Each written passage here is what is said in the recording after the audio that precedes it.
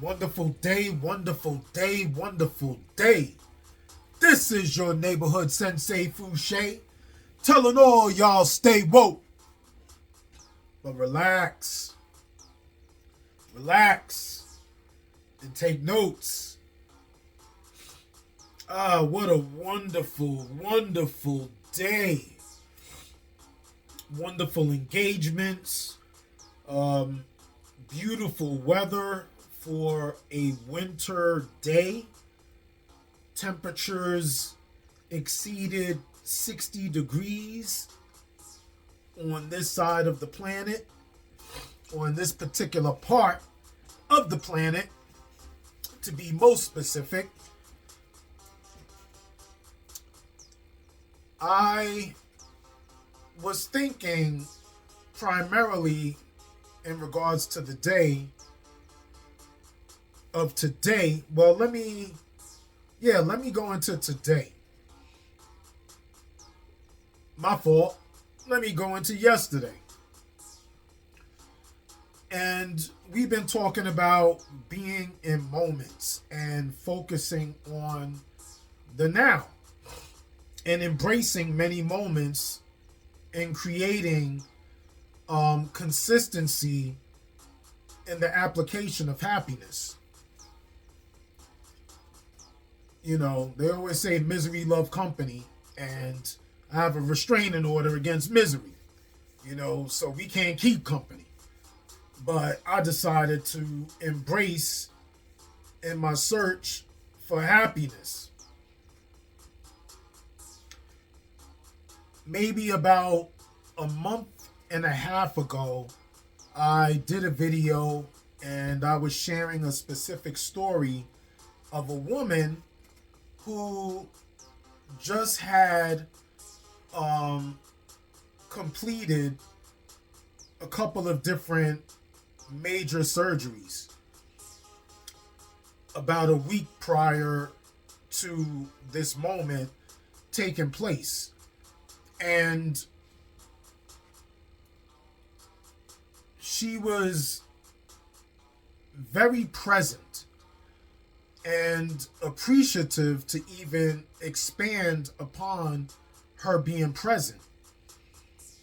And the thing that stood out most in that moment was the hugs that she was receiving and giving to people that she had some form of a relationship or an awareness of. And I recognized the moment and spoke on the moment. And upon speaking on the moment, I was offered a hug, which I most graciously accepted, proudly. So when I went to pick up this order yesterday from this same merchant, and I was thinking about this woman, here or there, not over pressing the thought, but just wondering, how she has been post that moment. So I'm patiently waiting for the order upon going inside of the merchant business. And immediately soon after, upon my surprise, I received the order. Like I said, I was being patient. But they popped up with that order a whole lot more sooner than I made a point to be over expected. But, I was just, like I said, being patient. So when I was in the process of getting up to leave, and this was more thinking than the actual action, someone approaches me and states, "You know what I haven't had in quite a while from you specifically?" And I zeroed in on her face. And mind you, when she just got out the hospital, the last time I saw her, she was dressed way differently, a little bit more covered in her head. And yeah, I just see this older woman a little small in stature. And when I zoomed in on her complete being, I knew exactly who she was. And she started to open up and embrace. So I'm like, oh, this is a hug moment. So I gave her a hug, and yeah, it was extremely friendly and very humbling. And we thanked each other, wished each other a great day. And on top of that, she mentioned that I smelled wonderful, which was awesome because being raised by women, and I have to give acknowledgement to my two aunts, passed on Brenda and on Hattie. They were both adamant about male hygiene, especially, me and my oldest cousin being young cats and being extremely active, but, they definitely made a mention, being women of class, to be aware and pay attention to your hygiene. And basically stated to me, like, even a hardworking man should smell good. You know what I'm saying? So shout out to that lady for giving me the highest of honor in exchanging a very humbling and very enlightening embrace. Something else I wanted to speak on in reference to today. And I go to physical therapy for my back. And I have had the most amazing relationship encounters being a part of this specific physical therapy business. And I'm very glad that I picked it. There were two women, older women, that are very embracing and friendly of my presence ever since I met them. And I believe it was my assertiveness into being extremely friendly in our first interactions upon greeting, because I'm in my happy place. I call it Smurf Village. Smurf Village goes with me everywhere. Fa la la la la la la la la. I mean, that is me. And in this specific therapy business, there's a good amount of older clientele. And that's why I really love that I picked this place, because it is so humbling to be amongst older people that are physically unwell for specific reasons, and I'm not there to judge them or to mock their extreme need of development. You know what I'm saying? Like, my thing is, I want to be everybody's cheerleader. You know what I'm saying? Because that pumps me up to encourage other people in doing well and acknowledging them doing well or trying to be in the assertive process of doing well. And I'm a accolade that all day. You know what I'm saying? So one of the women was mentioning to me, unfortunately, about her son. And I could tell that she's an extremely aggressive woman by, some of the notable mentions in conversation, not personally to me, but just in regards to, a counter conversation on the side that she might be having along with, our interactive conversation altogether. But, she mentioned how she swears like a sailor, and another lady mentioned the same thing. They weren't doing any of that in this moment. Completely respectful. And we've all been in those places of extreme um, um, showing in how we live or choose to exist in our living conditioning.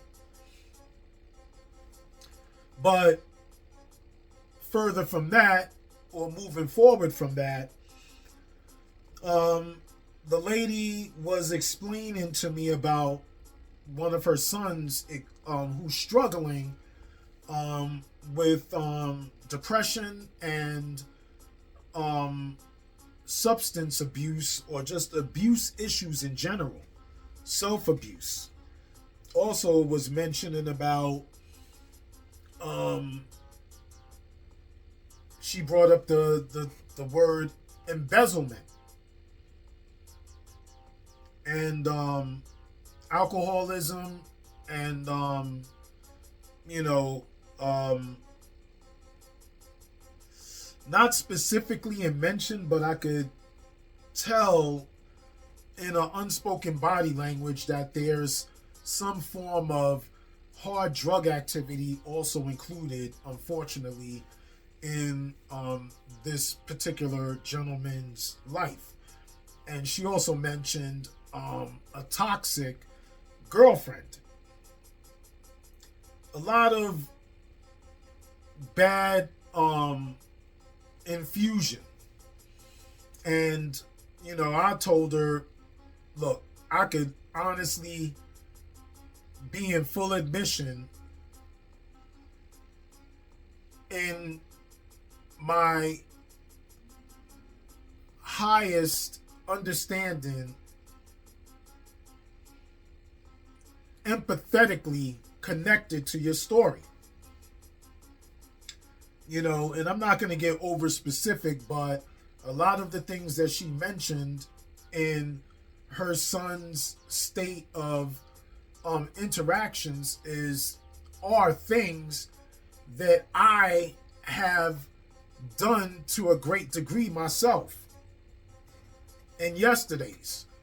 You know what I'm saying? And what I was trying to explain to her in the unfortunate is that it is extremely difficult. I am aware of her feeling helpless in finding productive assistant methods in getting him out of that deep depressive state of interactions. And when we speak a lot on this platform in our readings and our references, the one thing that I didn't want to overstate to this woman, because that's almost like force feeding and, kind of putting her in a state of shock, confusion. She might reject as far as feeling judged, and those are things that you kind of want to avoid. But, the one thing I was trying to explain to her is that, through the unfortunate, he has to be allowed the space to create his final, I almost want to say, deliverance toward destruction. Not to end his life, but to suffer the most extremes of losses in order for him to snap out of being controlled in his unawareness by his conscious con. Like, this whole conversation would have been too deep for her in that short of an immediate time period. But a lot of what we cover here and what we will cover in continuance is how to figure out and reject that manipulative and deceitful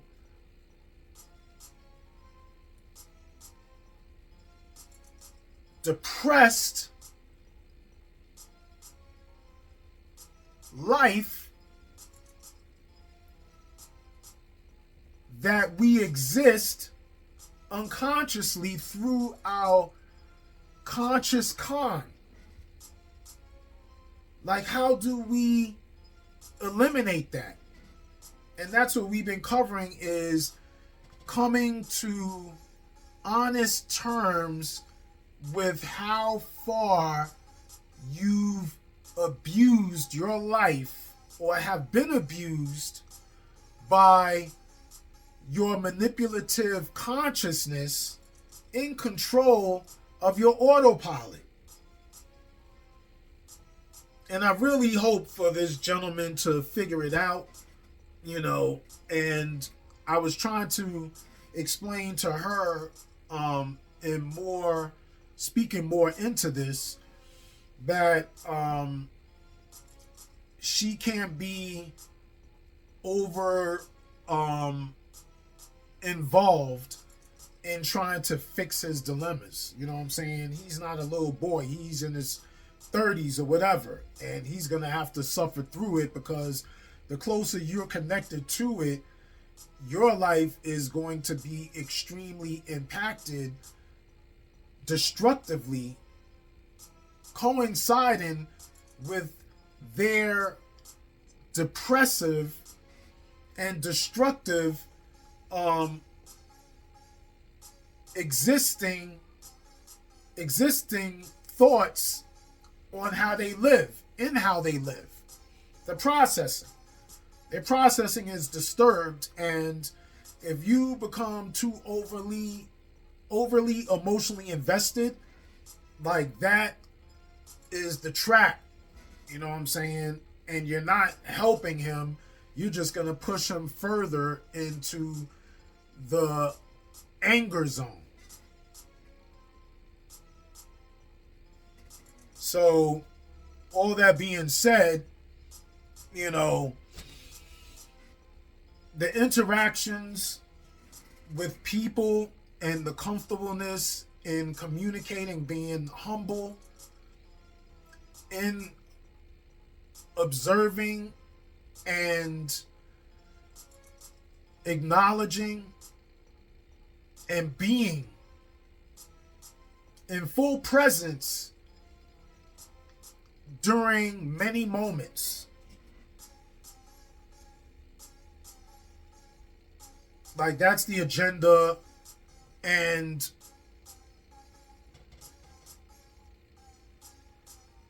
the references that we strongly recommend in our conversations of exchange that we share willingly and willfully, you know what I'm saying? Because I wish for no one to be in the places that I have been mentally. So, upon saying all of that, for the most part, or not even for the most part, the main thing is that building connections with people is very delightful for me. And even in that unpleasant story exchange for her emotional investment personally, in her personal problems connected with her son, for me to be able to, I guess, be a comfortable person to converse with in regards to this very personal topic, felt welcoming. And I felt honored in being trusted with her sharing her personal story when she didn't even have to. And I was able to provide maybe some small insight for her to try to keep a better balance of how to immediately deal with her emotions of the situation.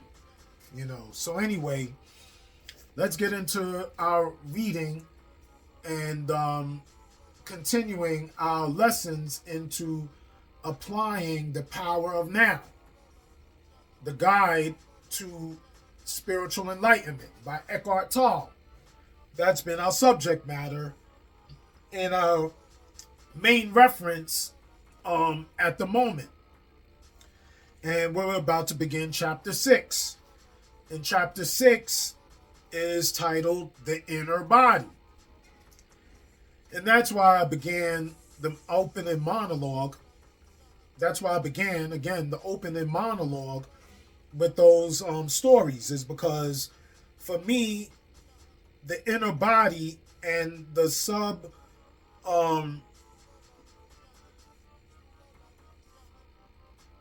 title underneath the chapter title for the first subtitle is Being is Your Deepest Self.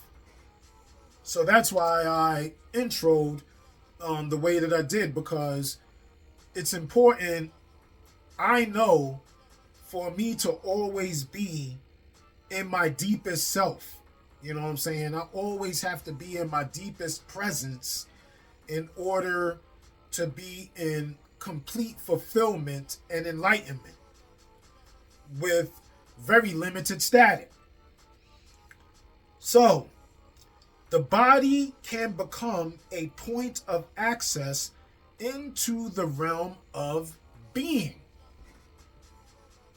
You know what I'm saying? Because you have to be so physically ill of how your life is going. That's the beginning part of really digging deep beneath your living body and getting into your inner spirit and starting to communicate with that. So in counter conversation, I am still not quite sure if I fully understand what you mean by being. And I've been saying that word a lot, and if you don't understand, we're about to go into it. Water, what do you mean by that? And that is the astute responding back, basically the teacher or the master student. Water, what do you mean by that? I don't understand it. This is what a fish would say if it had a human mind in relation to the question about being and not understanding being. It's like a fish would say, what is water? Like a fish should automatically understand water because it is the most, if not one of the most top vital things for the fish to continue to live or to be. In being, subject and object, in being, subject and object merge into one. Being can be felt as the ever-present I am that is beyond name and form. To feel and thus to know that you are, and to abide in that deeply rooted state is enlightenment, is the truth that Jesus says will make you free. You have to be deep into your desire to not be bullied or manipulated into anger or negative vibration. Free from the illusion that you are nothing more than your physical body and your mind. This illusion of the self. You have to be aware that you are more than just this manipulative thinking pattern and this abusive person that your conscious con of mind uses for the pleasure of pain.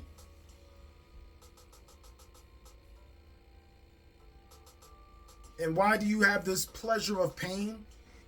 Is because you have been manipulated by your manipulative self into following these negative thought processes that lead you into the deepest despairs of fear and lays out in different forms that express depression.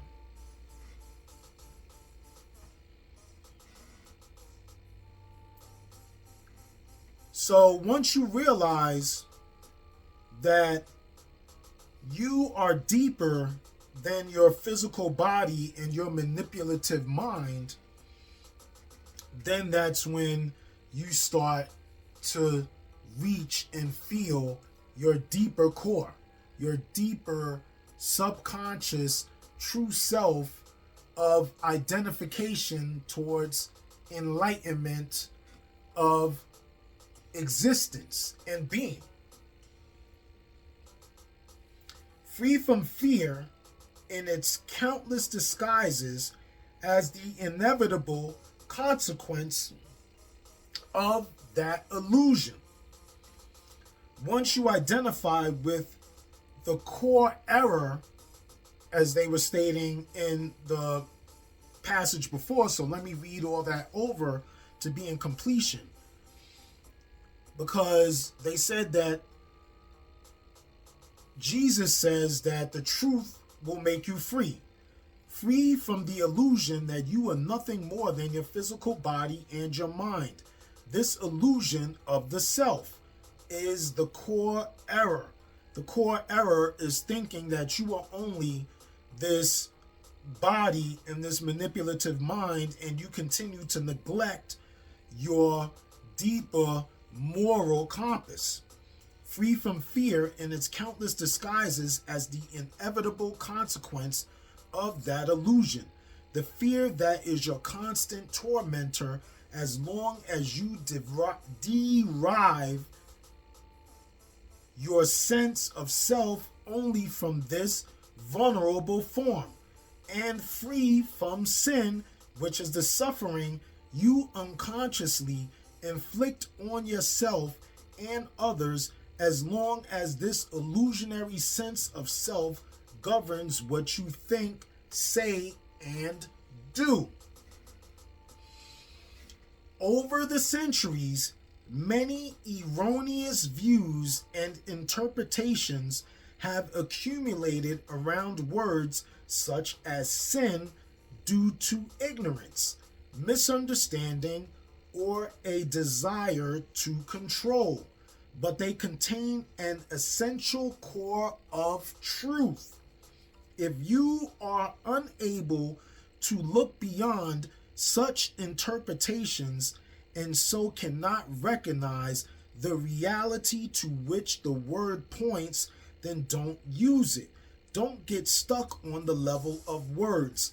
A word is no more than a means to an end. It's an abstraction.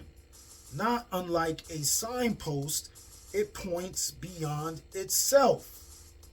The word honey isn't honey. You can study and talk about honey for as long as you like, but you won't really know it until you taste it. After you have tasted it, the word becomes less important to you. So if you don't understand what they were just breaking down, God is just a word. The Christ is just a word. Enlightenment, all these words, they do have a sense of power depending on mostly how you be. in your existence, how you move, how you think. You know what I'm saying? Because you could be misunderstood about the word God if you've never felt and understood what God feels like. Unless someone could deeply explain and you could get a feeling of what that God being is like, then you would just dismiss it and neglect it and continue to label it something else. But even more than that, you know, you could throw around words like spirituality, enlightenment, or whatever, but the only way you are truly connected to this is in how you move and how you be. You know what I'm saying? Because if you're not being it, then all it is just, you know, empty air. You know, because them words are just going to float away. Once you state it, it's already gone. You know what I'm saying? And unless you are actually being it, then, you know, it's just, like I said, here and gone.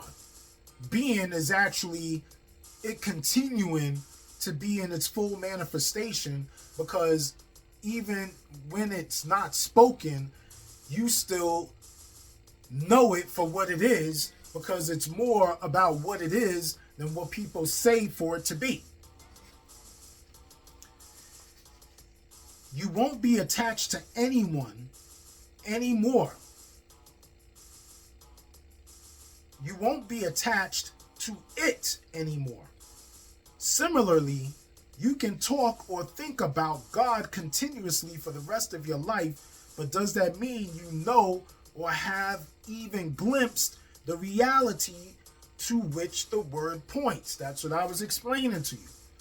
People saying, yeah, I got God in my life. I got God in my life. And then, you know, they go down the street and they'll, you know, curse somebody out because they didn't move out of their way, you know, when they could have moved themselves.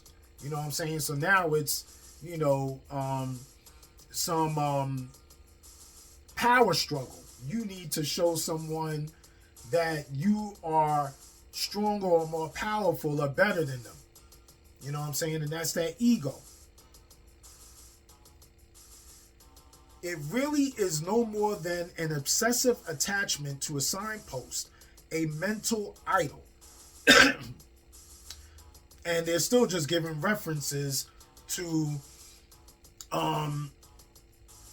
you just being more than just, you know, having some form of a visual definition to state what it's supposed to be. So if a word doesn't work for you anymore, then drop it and replace it with one that does work. If you don't like the word sin, then call it unconsciousness or insanity. You know what I'm saying? So when you're doing self-processing and, you know, you don't want to beat yourself up, you know, instead of call yourself a liar, just call yourself someone that has trouble committing to being complete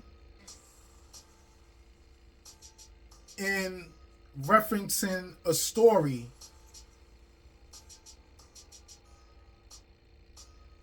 and that may have been a bad example, but before I get really stuck on trying to go through these explanations, let's just move forward. I don't want to start to confuse anybody too much. The reverse also applies. If for whatever reason you dislike the word honey that might prevent you from ever tasting it, if you had a strong aversion to the word God, which is a negative form of attachment, you may be denying not just the word, but also the reality to which it points. So let me use another reference. You don't have to call yourself a devil if you're somebody that's dishonest. You could just say you're someone that lacks complete honesty. You know what I'm saying? You don't have to say, um, you know, when you sleep with a bunch of different people, you don't have to call yourself a hoe. You could just replace the word with something fancy like promiscuous. You know, I have a promiscuous mind. Not like, I'm a hoe. I mean, it's two different things. It means the same thing, but whatever word you prefer, use that. It's no different than if you don't like the word God because it's too Christian, use Allah. If you don't like Allah, you know what I'm saying, use centered. You know what I'm saying? Just replace the word, because the word is nothing more than an object that explains something that be. You know what I'm saying? Something that be eventually in a spoken verbalization would be identified in a vocal expression. But we have different languages on this earth. So something that's said in English is different than something that it's the same word in Spanish, but it sounds different. Same thing in French. You have a word for French that means water, a word for water in Spanish, a word for water in English, a word for water in Arabic. It all means water, but they just have different ways of saying it. As long as you are run by the egoic mind, you are part of the collective insanity, finding your invisible and indestructible reality. The body that you can see and touch cannot take you into being, but that visible and tangible body is only an outer shell, or rather a limited and distorted perception of a deeper reality in your natural state of connectedness with being. This deeper reality can be felt every moment as the invisible inner body, the animating presence within you. So to inhabit the body is to feel the body from within, to feel the life inside the body, and thereby come to know that you are beyond the outer form. But that is only the beginning of an inward journey that will take you ever more deeply into a realm of great stillness and peace, yet also of great power and vibrant life. I hope you've been following, because I'm going to continue to read. At first, you may only get fleeting glimpses of it. At the beginning, it's, you're going to want like an instant, impactful, large change. You know what I'm saying? And it's going to take stages. So at first, when you are in touch with your deeper self, you're going to start to get glimpses of it. But the more that you use it, the more constant the projection of light, and the stronger it becomes in its glow.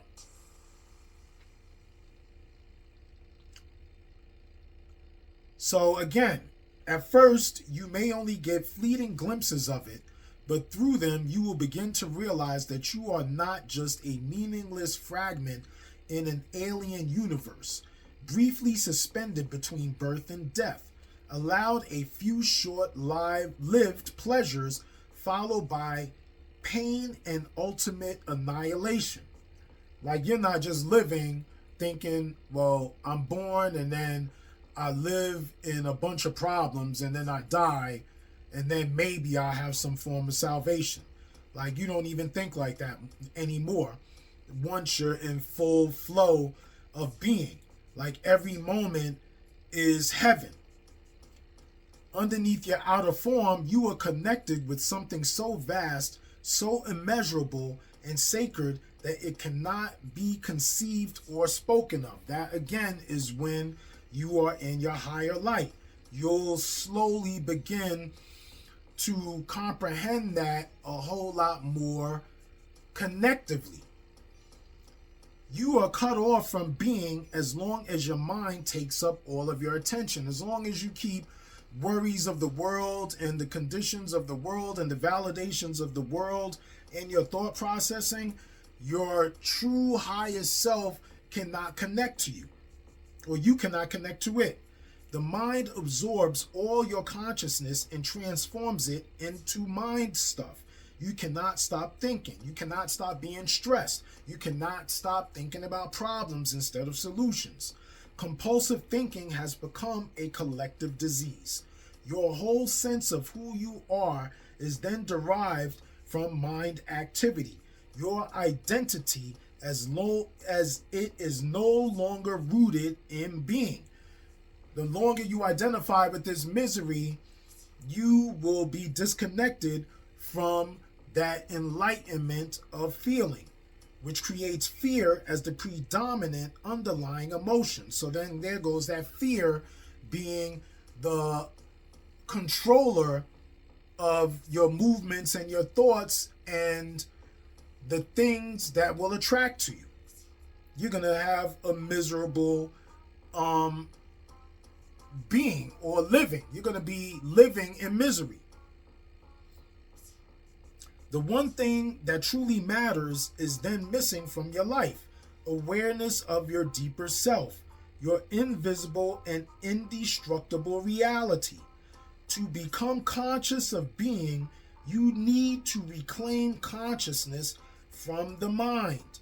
It will free vast amounts of consciousness that previously had been trapped in useless and compulsive thinking.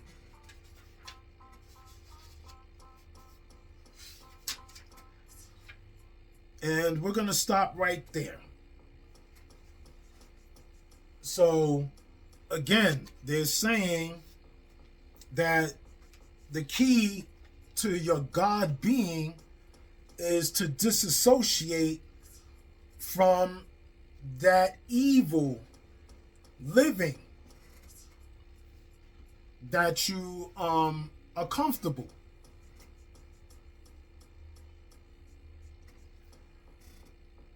And when you go in the process in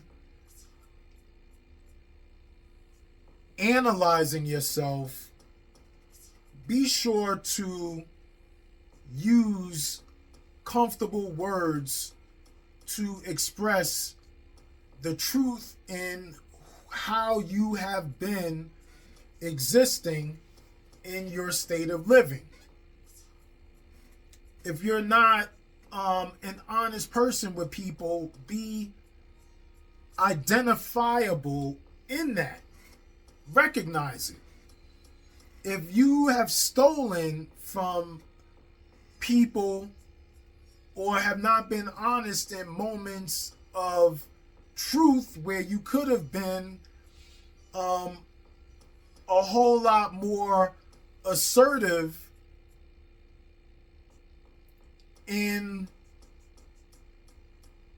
your honesty,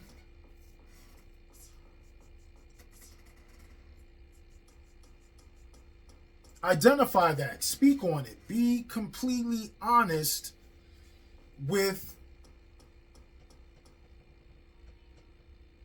the wrong that you have committed, not only to others, but mostly in yourself, because that's not honoring yourself. You know what I'm saying? The misery is not an honor, that is a punishment. The honor is in, humbleness and being giving as well as forgiving. You know what I'm saying? That is the gateway to the inner soul. And I hope I did not confuse anyone in referencing the dialogue. They were saying that, when you identify with yourself, like, change the words. If you don't like a certain word to identify your wrongdoings, use a word that is more comfortable, but it has to be honest. It doesn't have to be the word that what you would label your enemy states for you to be. You know what I'm saying? Don't use that word. You know what I'm saying? Use a word that is more comfortable. Like if someone says, if you don't feel like you're especially astute with words and learning or knowledge, don't call yourself dumb. You know what I'm saying? Just call yourself underachieving. I mean, it's the same thing, but if it makes you feel comfortable to be called an underachiever or a slacker as opposed to, someone dumb or ignorant, then change the words. The whole thing is to mostly be honest in identifying who you are and what you have done, because that is how you're going to figure out exactly what you need to be. So, until our next moment in our conversation, I'm going to just state that this is your neighborhood sensei Fouché, telling all y'all to stay woke. But relax, and take notes. And I hope I serviced you well enough in this episode. And if I didn't, I promise you I will do better on the follow-up. So on that note, I'm going to tell you to be smooth. 1.